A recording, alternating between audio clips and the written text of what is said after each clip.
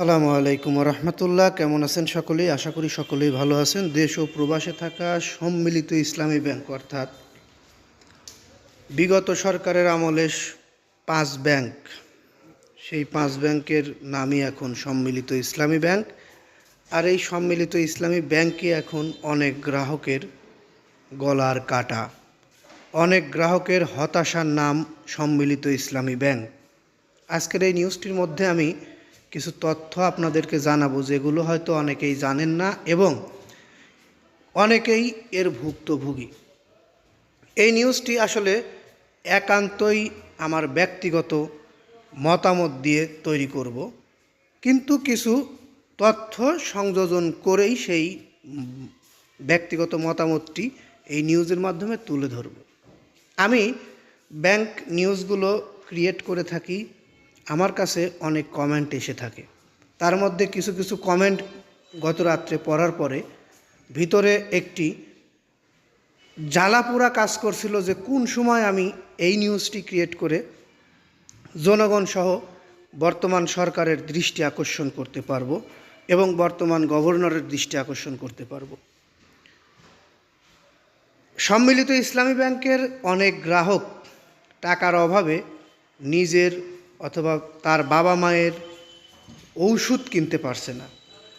এফডিআরের টাকা থেকে তারা তাদের টাকা পাচ্ছে না। অনেক বাবা মায়ের ওষুধ না কেনার কারণে সে নিজে এখন ডিপ্রেশনে ভুগছে। অনেক কমেন্ট আছে তার সন্তানের স্কুলের খরচ বহন করতে পারছে না।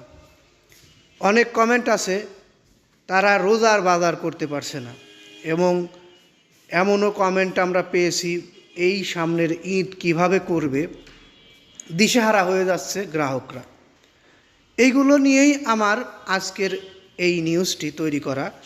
নতুন গভর্নর নিয়োগ পাওয়ার সঙ্গে সঙ্গে একটি বিষয় সে উল্লেখ করেছে।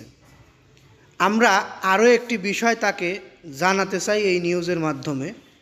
যে বিষয়টি সে উল্লেখ করেছে, বন্ধ কলকারখানা চালু করতে নীতিগত সুবিধা দিয়ে সহযোগিতা করবে বাংলাদেশ ব্যাংকের গভর্নর জানিয়েছেন। বাংলাদেশ ব্যাংক এই সহযোগিতাটা করে বাংলাদেশের বন্ধ কারখানাগুলো চালু করার ব্যবস্থা করবে।